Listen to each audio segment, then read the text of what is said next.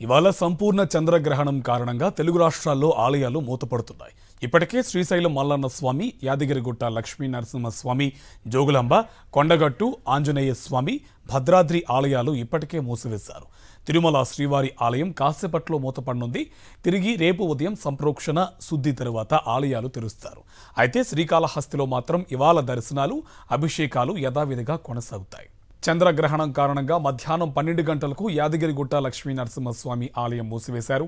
ప్రధాన, ఉప, అనుబంధ ఆలయాలను మధ్యాహ్నం నుంచి క్లోజ్ చేశామని అధికారులు తెలిపారు. తిరిగి రేపు తెల్లవారుజామున 3:30 ఆలయ సంప్రోక్షణ చేసి సుప్రభాతం, బిందె తీర్థం, బాలభోగం, అలాగే నిజాబీ సహస్రనామార్చన నిర్వహిస్తారు. అనంతరం భక్తులకు స్వామివారి దర్శనం కల్పిస్తారు. రాహు గ్రహస్థ చంద్రగ్రహణం కారణంగా జగిత్యాల జిల్లాలో ప్రముఖ పుణ్యక్షేత్రం కొండగట్టు ఆంజనేయ స్వామి ఆలయం మూసివేశారు. నిత్యం వేలాది మంది భక్తులతో కిటకిటలాడే అంజన్న ఆలయం గ్రహణం కారణంగా భక్తులు లేక వెలవెలబోతుంది. స్వామివారికి అన్న ప్రసాదం నివేదన అనంతరం దేవాలయం ద్వారా గుడి తలుపులు మూతపడతాయి. అలాగే రేపు ఆలయ సంప్రోక్షణ నివేదన, అలాగే తిరుమంజనం అనంతరం భక్తులకు సర్వదర్శనం, ఆర్జిత సేవలు పునఃప్రారంభమవుతాయని ఆలయ అర్చకులు తెలిపారు.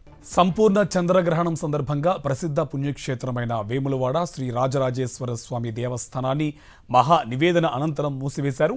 తిరిగి రేపు తెల్లవారుజామున 3:45 ఆలయ శుద్ధి, సంప్రోక్షణ, మంగళ వాయిద్యాలు అనంతరం సుప్రభాత సేవతో యథావిధిగా ఆలయంలో కార్యక్రమాలు కొనసాగుతాయి. అనంతరం ఉదయం 5 గంటల నుండి భక్తులకు దర్శనం ఉంటుందని ఆలయ అర్చకులు చెప్పారు. ఏలూరు జిల్లా ప్రముఖ పుణ్యక్షేత్రం ద్వారకా తిరుమల చిన్న వెంకన్న ఆలయాన్ని చంద్రగ్రహణం కారణంగా ఆలయ అర్చకులు మూసివేశారు. స్వామివారికి మహా నివేదన అనంతరం ఆలయ ద్వారాలను అర్చకులు తాళాలు వేశారు. రేపు ఉదయం ఆలయాన్ని తిరిగి సంప్రోక్షణ అనంతరం స్వామివారికి నివేదన సమర్పణ తర్వాత ఉదయం 9:30 నుంచి సర్వదర్శనానికి భక్తులకు అనుమతి కల్పిస్తామని ప్రధాన అర్చకులు చెప్పారు.